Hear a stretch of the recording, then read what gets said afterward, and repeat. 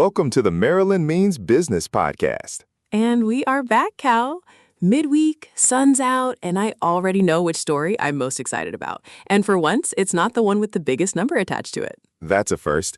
Usually I'm the one dragging you toward the spreadsheet story.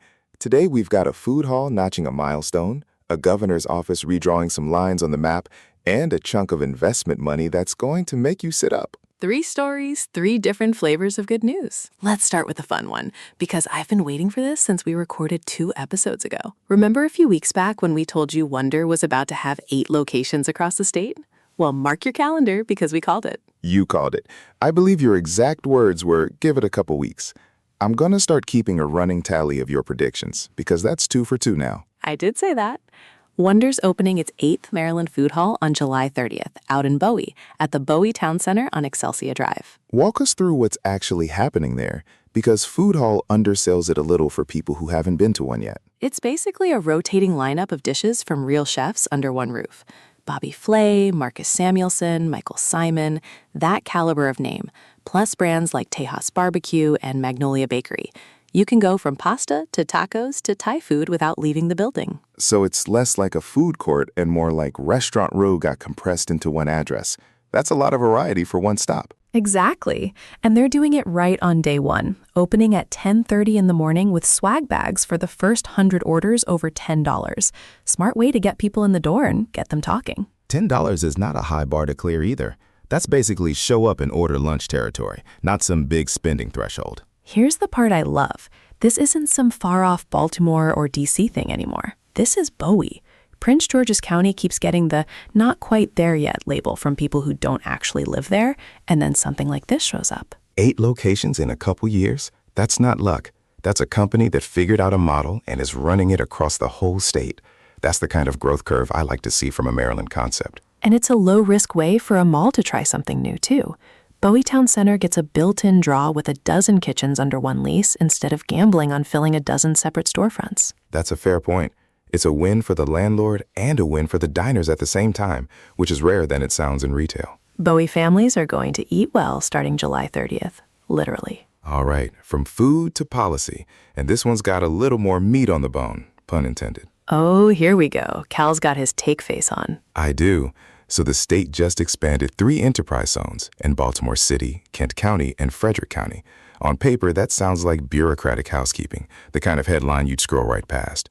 My hot take, it's actually one of the more underrated tools Maryland has for getting real money moving into neighborhoods that need it. Convince me. What actually changed on the map? And don't just read me acreage. Tell me why it matters. Baltimore City zone grew by 120 acres, 5 new areas: Fairfield, Poppleton, Reisterstown Plaza and Seton Business Park, Upton, and Westport. That brings the whole zone to something like 16,800 acres. That's not a small patch. That's a serious chunk of the city. And some of those neighborhoods have been waiting a long time for exactly this kind of attention. Kent County's Chestertown zone picked up 45 acres, now over 1,100.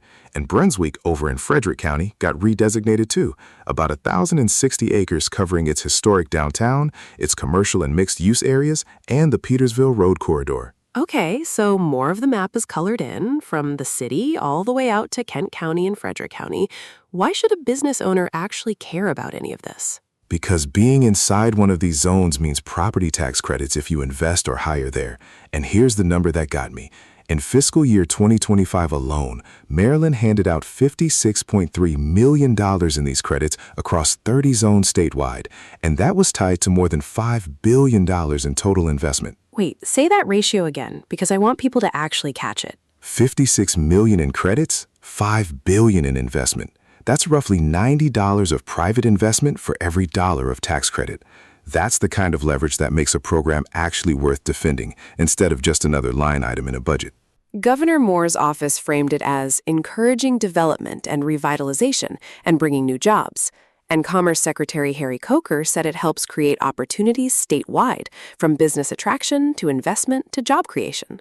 My take plainly? If you own property or you're looking to expand in Fairfield, Poppleton, Westport, Chestertown, or Brunswick, go check whether you're now sitting inside a zone. That's real money left on the table if you don't ask. And to be clear for anyone hearing enterprise zone for the first time, this isn't some complicated application you need a lawyer for. If your address falls inside the boundary, you're eligible, and that's worth a 5-minute check. Right, and that's what bugs me about programs like this getting dismissed as bureaucratic noise. $90 of investment for every dollar of credit isn't a giveaway. It's a program doing exactly what it was designed to do. Consider that your homework assignment from Cal. All right, Cal, before we get to the last one, I need to invoke Chessie's rule. Oh no, here we go again. Biggest number of the day gets saved for last. That's the rule. I don't make the rules. Well, I did make this rule, but still, it's a good rule. Fine, then let's earn it. Montgomery County companies pulled in $368.3 million in investment in June alone. Say the comparison, because that's the part that got me when I first read it. That's more than triple what the county saw in June of last year. Not up a little, more than tripled in a single month. Who's actually behind that number? Give me the names. Two big pieces. Forbright Bank out of Chevy Chase completed a $142.2 million IPO on the NASDAQ. That values the bank at around $950 million, and they're already up to 545 employees. They're being called the fastest growing bank in the DC region. A bank going public and getting called the fastest growing anything in the region? That's not nothing. That's a real vote of confidence. Second piece, Xometry, based in Bethesda, but actually founded in Gaithersburg. They're an AI-powered manufacturing marketplace, and they raised $225 million in a secondary public offering. Over 1,000 employees now. Break that down for the non-finance crowd, because secondary public offerings sounds like a mouthful. Sure, an IPO is a company selling shares to the public for the very first time. That's what Forbright just did. A secondary offering is a company that's already public, going back to raise more capital. Xometry's been trading for a while. This is them going back to the well and finding investors still willing to write the check. I like that one because it's homegrown. Founded in Gaithersburg, now a Bethesda success story with 1,000+ employees. That's not a company that got lured in from somewhere else. That's Maryland growing its own from the ground up. Montgomery County's economic development folks put it simply. The county remains a place where companies can start and scale quickly. And when you put a bank IPO and a manufacturing marketplace secondary offering in the same June, that's not a fluke month. That's a signal. So that's our number. $368 million, more than tripled year over year. Two very different companies, a bank and a manufacturing marketplace, proving it wasn't a one-trick month. Chessie's rule delivers again. It always does. I'm going to be insufferable about this rule for the rest of the year. You already are, but I'll allow it. This one earned the bid. That's the rundown.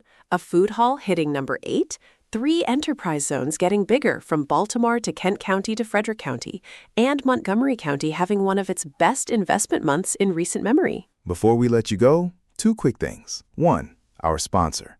This episode is brought to you by Maryland Smart Energy. Their tagline is, smarter buildings, smaller bills. Let that land for a second. They help Maryland businesses cut their energy costs and their energy footprint through utility-funded programs. And here's the honest version of the pitch. Nothing out of pocket. Through September, that includes HVAC tune-ups at no out-of-pocket cost, fully funded by Empower Maryland. And look, you're already paying into that Empower Maryland charge on your utility bill, whether you use it or not. Maryland Smart Energy just helps you actually get the value back out of it, instead of leaving it on the table. Find them at mdsmartenergy.com. That's mdsmartenergy.com. And get a tune-up on the books before the heat really gets going this summer. Second thing, and this is our own version of that same idea, this show is made almost entirely with AI, and we're deliberate about which tools we use. One's from companies that cover their own energy and grid costs and use water-efficient cooling, instead of pushing those costs onto local households and small businesses. Same idea as our sponsor. Keep the costs where they belong. And every claim you heard today, the acreage, the tax credit numbers, the investment totals, all of it is sourced and linked in the show notes, so you can go check our work yourself. If you want more of this, find us on Spotify, Apple Podcasts, Amazon Music, and now on YouTube if you'd rather watch than listen. And head to marylandmeans.business for the newsletter, so you get the rundown before we even hit record. That's the show. And remember, Maryland means business.